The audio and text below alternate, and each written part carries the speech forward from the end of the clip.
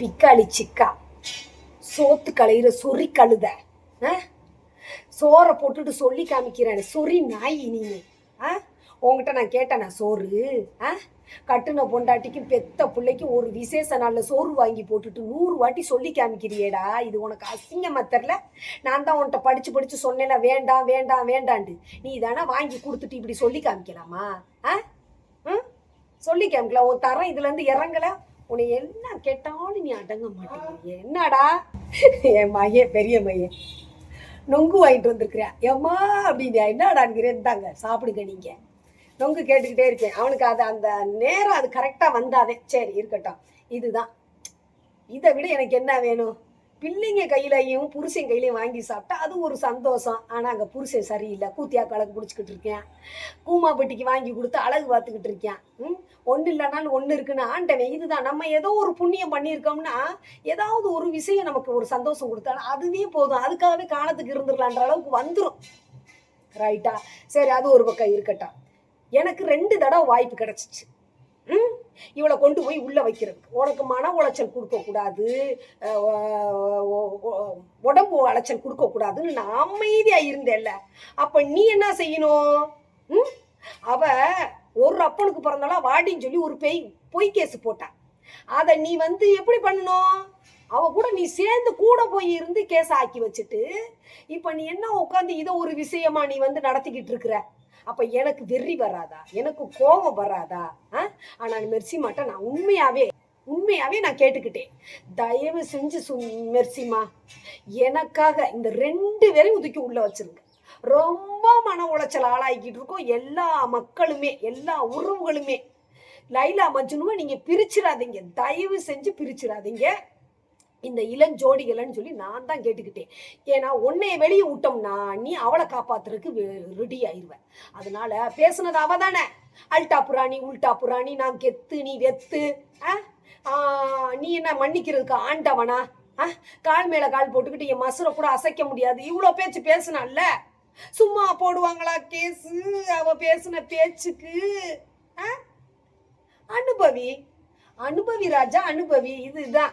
இப்படியெல்லாம் நீ அலைஞ்சுக்கிட்டு வெட்டியா காசு கொடுப்ப. கட்டுன பொண்டாட்டிக்கும் ஒரு பெத்த பிள்ளைக்கு 500. எப்படி 100 200 500 அதை தாண்டாது. 500 இது வரைக்கும் தாண்டினது இல்லை. விசேஷத்துக்கு கூட பிச்சை எடுத்து தான் கொடுக்குற. இதுவே உனக்கு அசிங்கமா தெரியல? உனக்கு கௌரவன்ற ஒண்ணு இழந்துட்டேல.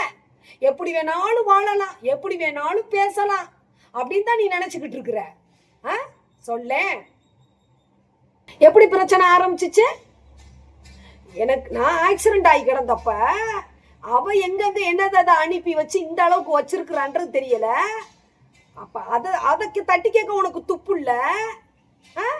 ஆக்சிடென்ட் ஆனாதான் பிரச்சனை இதுல இருந்து ஆரம்பிச்சிச்சா? நீ பாசத்தோட என்னை பார்க்க வந்தியா?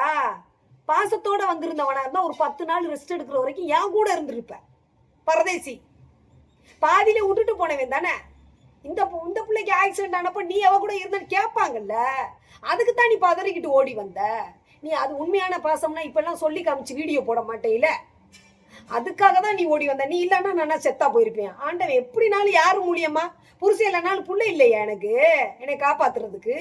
அந்த அனாதை சிறுக்கிக்கு இந்த மாதிரி ஒரு சம்பவம் நடந்துச்சுன்னா அவளை பாத்துக்கிறதுக்கு யாரு இல்லை உன்னைய விட்டா? எந்த ஒரு பயிலும் பார்க்க மாட்டேன். பெத்த உள்ள கூட ஹாஸ்டல் இருக்கு, பக்கத்துல இருந்து பாக்குற கூட அவளுக்கு அந்த நாய்க்கு இல்ல.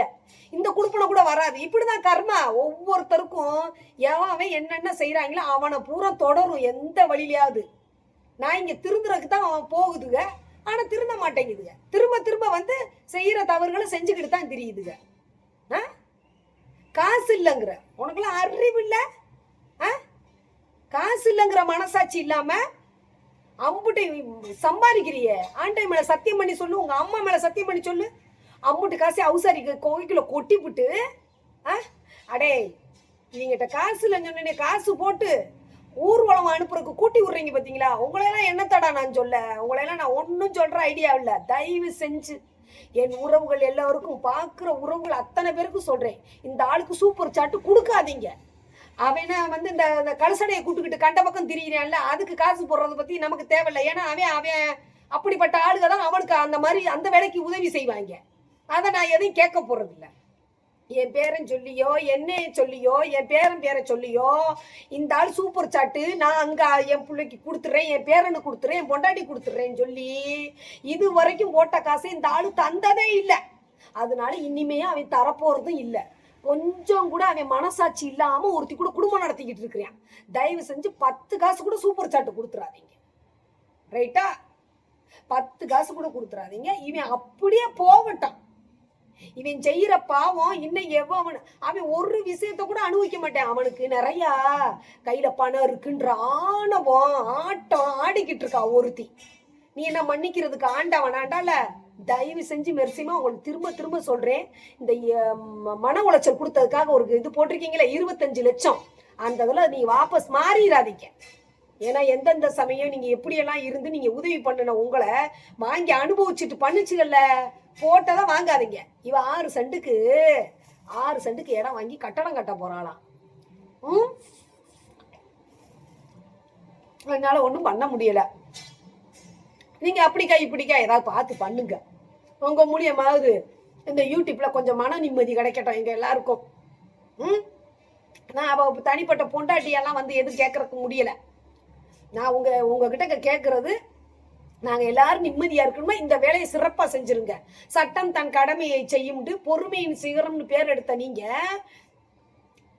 இதுகளை விடாதீங்க. இப்பவும் மீண்டும் மீண்டும் நான் கேட்டுக்கிறேன், இது 2 நாளையும் நாட்டுக்கும் கேடு வீட்டுக்கும் கேடு. நம்ம பாட்டுக்கு அமைதியா உட்காந்துருக்குறோம். ஏன் இந்த ஆள் வந்து நீ எனக்காக ரெக்கமெண்டேஷன் எப்படி ரெக்கமெண்டேஷன் பண்ண முடியும்? எந்த மூஞ்சோட பண்ண முடியும்? உனக்காக நான் ஒரே ஒரு வேண்டுதல் தான் வேண்டிக்கிட்டேன். உங்ககிட்ட தான் அதுவும் வேண்டிக்கிட்டேன். தயவு செஞ்சு அவளை பேச விடாதீங்க. நீங்க தாங்க அதனுடைய பலன் அளிப்பீங்க. எத்தனை வாட்டி கெஞ்சிருக்கேன், ஏதாவது காதுல வாங்கினீங்களா?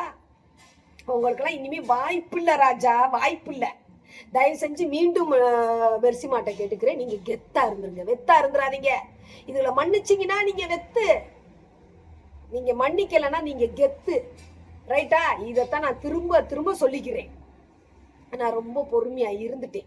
என் பொறுமையை ரொம்ப மீற வைக்கிறாங்க. பேரை மூஞ்சிய பார்த்து உனக்கு அந்த மாதிரி தோணுமா?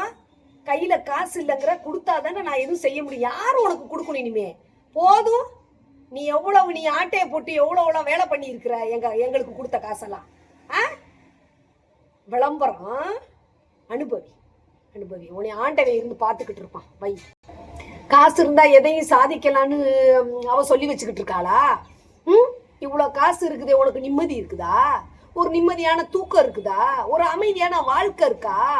இந்த அவுசாரியோட நீ நிம்மதியா வாழ்றன்னு நீ ஓடுறது சொல்ல முடியுமா? உன் அம்மா மேல பண்ணு சத்தியம். நான் காசு கேட்கும் போதெல்லாம் ஒரு கட்டுன பொண்டாட்டி பாதியில விட்டுட்டு போயிட்டோமே, அவ காசுக்கு என்ன பண்ற? சேனல் இல்லாம உட்காந்துருக்காளே. காசு இல்ல, சம்பளம் வரட்டும் தர்றேன். சம்பளம் வந்ததுக்கு அப்புறம் என் கையில காசு இல்ல, அதுக்கு கொடுத்தேன் இது கொடுத்தேன் இப்படி எல்லாம் சொன்ன பத்தியா?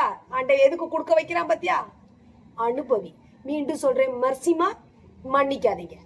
இந்த 2 ஜோடியை பிரிக்காதீங்க.